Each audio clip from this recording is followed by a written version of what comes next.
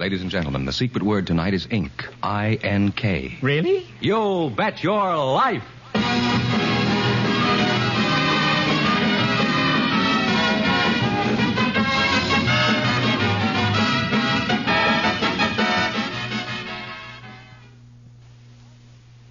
The one, the only...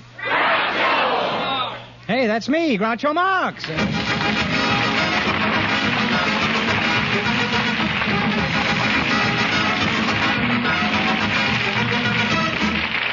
Thank you. Well, here I am again with $1,000 for one of our couples tonight. George Fenneman, who's first? Just before we went on the air, we asked if there were any young people present who'd like to get married someday. And our studio audience selected Miss Mary Cool and Dr. Eugene D. McCann, Jr., and here they are. Folks, meet Groucho Marx.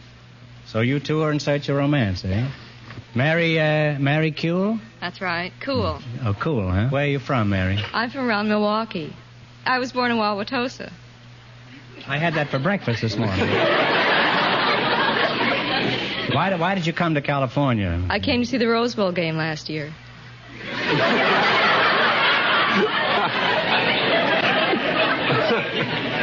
You were a little late, weren't you, Mary? No, we won. Oh, you won, huh? Yes, we did. And now you're waiting for the next Rose Bowl game? That's right. And what do you do between games? Huh? I'm a secretary. And Mr. McCann? Mr. Right. McCann, Jr., huh? Eugene D. McCann, huh? That's right. What does the D stand for? Does that represent anything? Oh, that's the first letter of my middle name.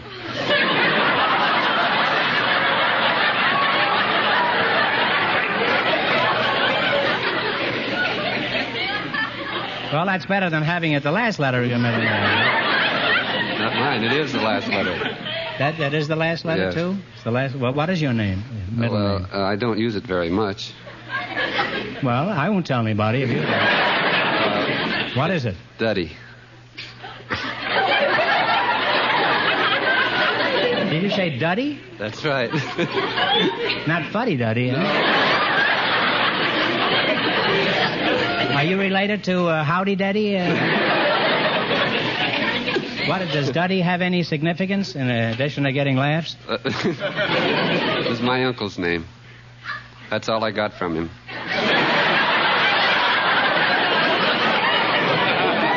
Well, I must say he didn't leave you much, huh?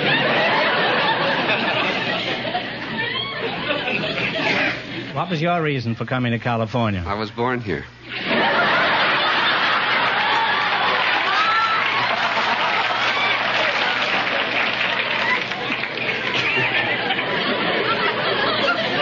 I thought maybe you were trying to get away from your uncle. How old are you, Eugene? 27. What's your age, Mary? I was 21 on September 5th. What year? Where do you work, John? I work at Prudential Insurance Company of America. And just what do you do there? Well, I am a secretary, and my job consists of taking shorthand, typing, answering the telephone, and attending conferences, taking notes. A lot of men sitting in the room? Yes, there are. It's fun, huh? Yes, it is. Around 5 o'clock, I suppose, you're on your last lap.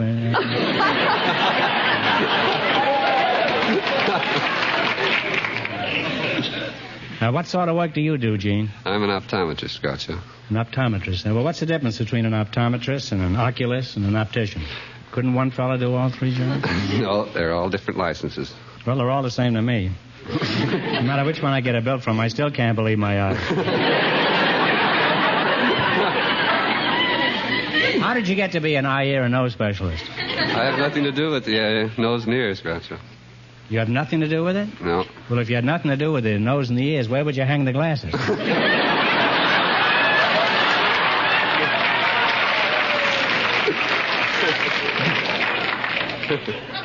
Well, have you ever considered sharing an office with a dentist?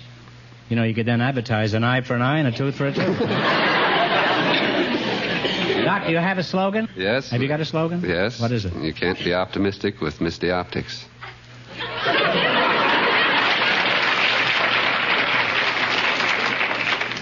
That's very quaint. Did you make that up yourself, Doc? That's original, yes, but I happen to be an optimist also, so that...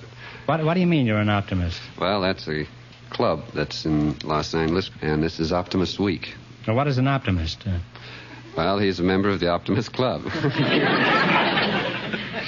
They have their main interest is in the boy. Their slogan is a friend of the boy. Friend of the boy, That's correct. Is there a sister club to that? Now, tell me, bifocals, do you work for somebody, or do you have your own office? Now, I've been associated with my father for 6 years. You're lucky. Nobody's associated with me for 6 years. By the way, Rimsky-Korsakov, how is it you don't wear glasses? I don't need them. Well, don't look at me like that. I'm sure you've seen plenty of spectacles in your day. Huh? Mary, do you think you could fall in love with a nice, successful, young, clean-looking optometrist? Huh? Well, I don't know. I've just met him. Well, stop giving him the eye, or he's liable to charge you for an examination. It's a free examination. It would be free. Doc, would you mind looking deep into Mary's eyes and tell me what you see there? Huh? The media is extremely clear. What was that? The media is extremely clear. The media is extremely clear, huh? Still, it's been snowing in the mountains.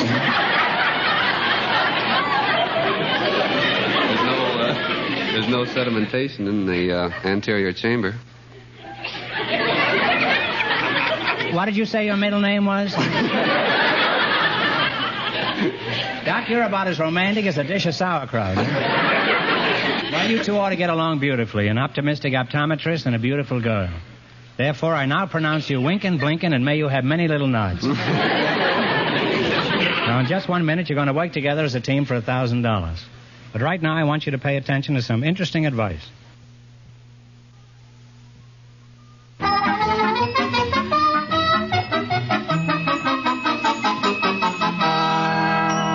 let's see if you two will get a chance at the $1,000 question. You're going to play You Bet Your Life. Fenneman, give out with the rules. Each of our three couples has $20. They bet as much of that 20 as they want on each of 4 questions. The couple that earns the most money gets a chance at the $1,000 question at the end of the show. Our other 2 couples are in a waiting room off stage, so they don't know what's going on out here. Here we go. Let's see how high I can build you $20. What question category did you select? Prominent sports figures. That's right. Now, here's your first question. You have $20. How much are you going to try? 10. $10? In what sport is Earl Cashel famous? Golf. No, I'm sorry. It's tennis. Well known. I think he ranked about 6th this year in the United States. They now have $10. Remember, you're going for $1,000 tonight, and that's the big prize. 5. How much of the $10 you going to try? 5. 5. Okay. Ralph Neves, Neves, or Nevis, is famous in what sport? Horse racing. Horse racing is right. Now I know where you bet your money. Now they're on their way. They have $15. Now I know where your money goes. Now you have $15. In what sport are you going to bet how much? 10. 10. In what sport is Bob Dillinger famous? Take a guess. Boxing. No, I'm sorry. It's baseball. He's with the St. Louis Browns, I believe. They now have $5. Well, you've now got $5. You can't get married on $5, you know. We'll end up with 5. You're going to bet $5, huh? In what sport is Jim Ferrier famous? F-E-R-R-I-E-R. Jim Ferrier.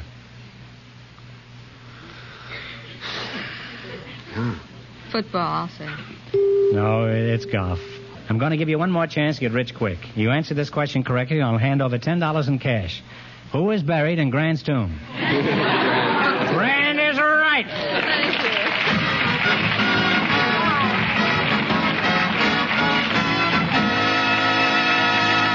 Don't go away now. You're still in the running for the big question. Groucho, the next couple has been in a waiting room off stage, so they don't know the secret word is ink. Perhaps they'll say it. Just before we went on the air, the studio audience selected a man who works for the city public health department and a housewife to be his partner. And here they come. Mrs. Emma Ziegler and Mr. Al Toribio. Meet Groucho Marx. Mrs. Ziegler? I'll call you Emma, huh? Where are you from? From 1550 West 52nd Street in Los Angeles. Is that upstairs or down?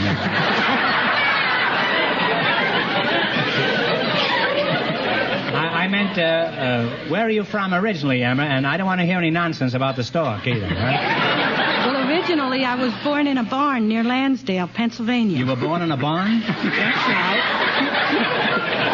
Well, that was a horse on you, wasn't it, Emma? How long have you been married, Emma? For 12 and a half years. 12 and a half years. Do you have any children? I have 4 kids. You have 4 kids, huh? Very interesting, huh? Do you have any children? Yes, I have 4 children.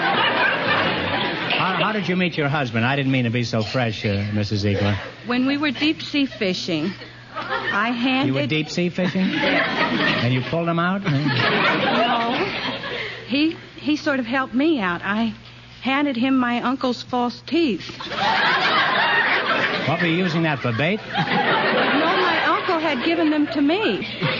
You gave your boyfriend your uncle's teeth? He wasn't my boyfriend then. He was a perfect stranger. Well, did he put... And then you put the bite on him? Shortly after that, he put the bite on me. Mr. Toribio? That's right, Groucho. You're from the Public Health Department, huh? That's right, Groucho. How do you feel? I can't kick. Rheumatism? Where are you from, Al? City Health Department. Mm-hmm. How do you feel, huh? Swell. Swell, huh? Got the mumps? I mean, what town are you from, Al? Oh, Trinidad, Colorado. How's the health in your family, Mrs. Ziegler? We're all in top shape. All in top shape. Shake like a top, huh? Suppose on Sunday you go out for a spin, huh? Sometimes we do. With all those children, Emma, do you ever have a case of the sniffles or a cold around the house? Quite frequently. What do you do in a case like that? Well, one time when 3 of them came down at one time, I got out the sewing machine and started making dresses. You always make dresses when the kids have a cold? It's a good time. Well, don't you give them any medication of any kind? Well, I did that in between the scenes. Well, you threw me that time, Emma. Mr. Toribio, how would you handle it if you came home and found 4 youngsters all broken out? Well, I'd check to see whose children they were first.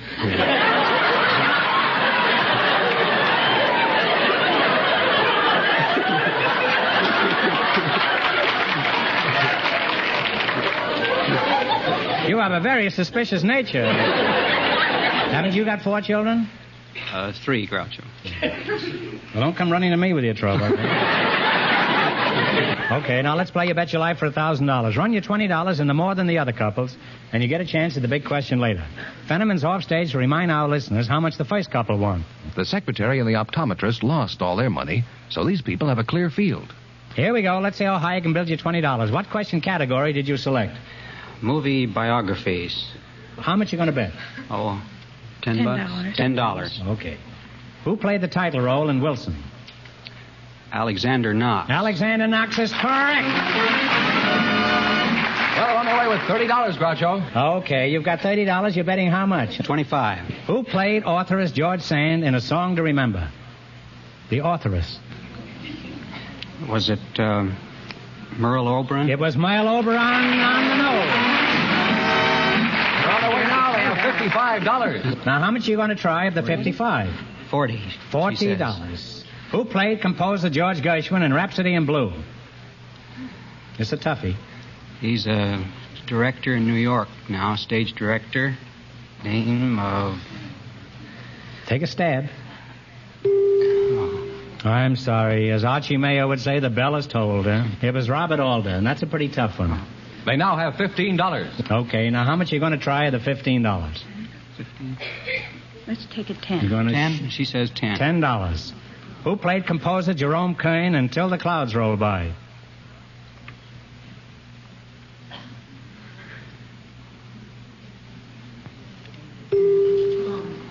Oh, that's a shame. It was Robert Walker. And they wind up with $5.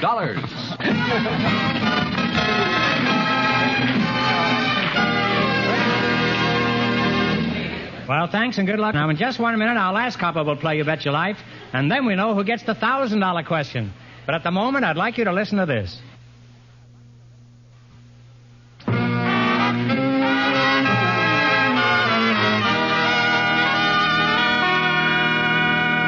then we'll soon know who's going to earn the most money and get the chance at the $1,000 question. George, who's ahead so far? Well, the health inspector and the housewife with $5 are leading. Our final couple doesn't know the secret word is ink, since they've been in a waiting room off stage. Perhaps they'll say it. Just before we went on the air, our studio audience selected a cross-country bus driver and a roller coaster operator. And here they are, Mr. Bernard Sampson and Mr. Robert Sewell. Meet Groucho Marx. Welcome, gentlemen, to You Bet Your Life. Mr. Sampson, you're the bus driver, huh? Which bus do you drive, Bernard? Pacific Greyhound Lines. Mr. Sewell, Mr. Robert Sewell, huh? What do you do? I'm a roller coaster operator. Where do you do your operating, Bob? An Ocean Park Pier. Just where is Ocean Park Pier? It's an ocean park. You don't get around much, do you, huh? Bus driver, are you still here blocking the traffic? I'm still here. Where are you from? Chicago. Are you married? Yes, I'm married. How'd you meet your wife? I met her on a Pacific Electric train going to work. All the way downtown, I just kept looking at her, and she didn't say nothing to me, and I didn't say nothing to her. And, you had a very interesting conversation. Well, before I got off, I asked her for her phone number, and I told her I'd write the number down, and she'd give it to me, and she gave me pretty fast, and just about to write, and I ran out of ink. And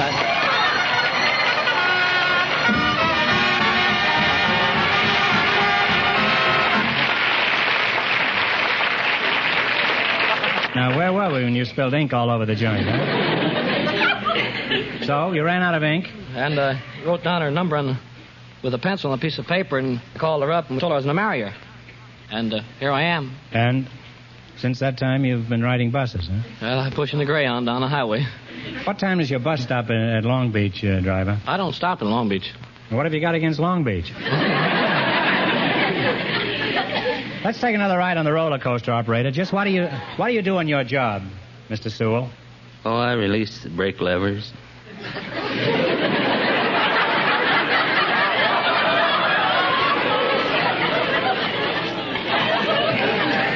That's all you do? Just pull the lever? Don't you do anything else? Oh, we load the people in the train first. And what do you do while the coaster is going over the track? Oh, I just stand there and wait for it to come back down.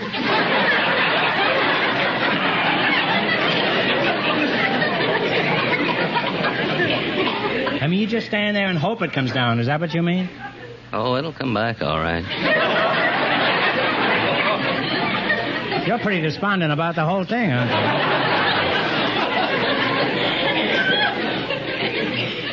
you? Well, what do you do if the thing doesn't come down? How do you get it down? Well, it's always came back.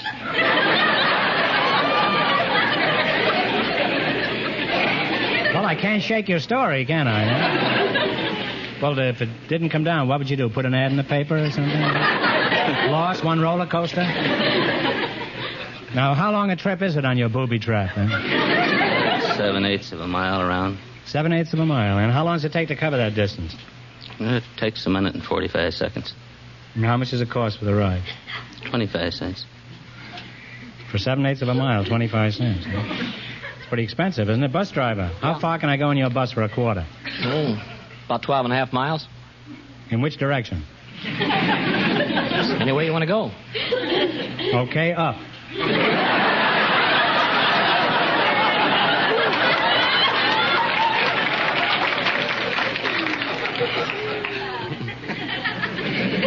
What time is your bus stop at Anaheim? I don't stop in Anaheim. What have you got against Anaheim? Operator, how do you explain your exorbitant rates compared with the bus company? Well, we have a very thrilling ride there on the coaster. It takes you up and down and around, a lot of twists and curves. That's a lot of fun.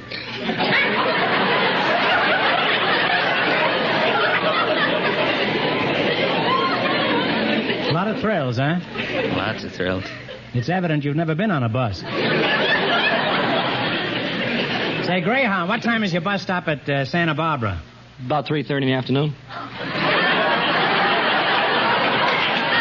Oh, you stop at Santa Barbara, eh? What have you got against Santa Barbara? By the way, those roller coasters look pretty rickety to me. How do you know they won't collapse? Oh, they're inspected each day. Mm-hmm. Who inspects them? I do.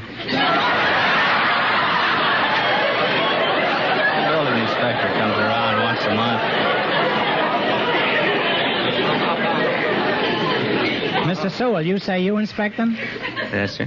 How? Well, I'll walk over the track and see that everything's all right. You go up over the top and all that stuff? Yes. Then the building inspector comes around once a month. You make him looks ride it it, over. huh? No, he won't ride it. He won't ride it.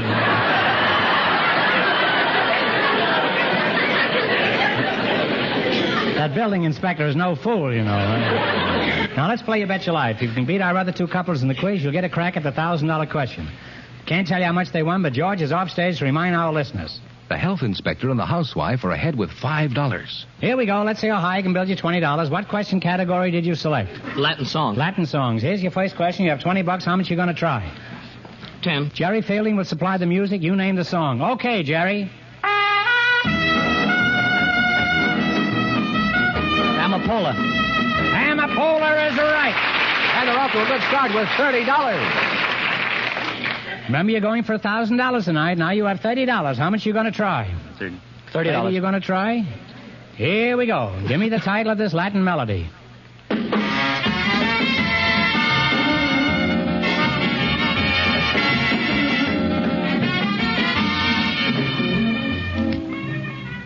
What do you say? Take a stab at it. Star Eyes, isn't it? No, I'm sorry. You were close. It's Green Eyes. I'll give you one last chance to get rich. Answer this one, I'll pay you $10. What oceans have the same names as the Atlantic and Pacific Tea Company? Atlantic and Pacific. Atlantic and Pacific is right. And that means the health inspector and the housewife with $5 get the chance of the $1,000 question. Didn't you bet so much?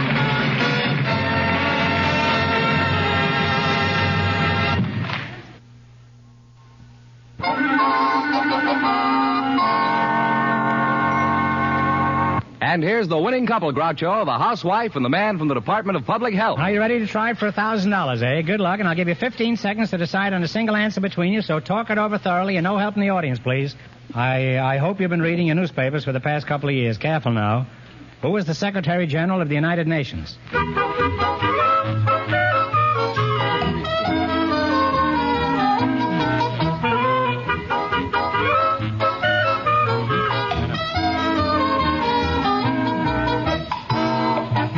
Are you ready? What's the answer you two have decided upon? We've decided upon Trigreave Lee. Trigby Lee is absolutely right.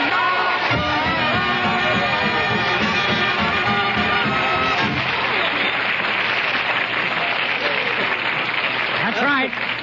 That's right. You win $1,000. You had the right answer, so you win $1,000. What are you going to do with all that money? I'm going to improve the health of my children. We all need dental work. What are you going to do with your money, Al? I think I'll look at... Clean up the city? No, I'll look at the new car. Congratulations to both of you. Thank you, Groucho.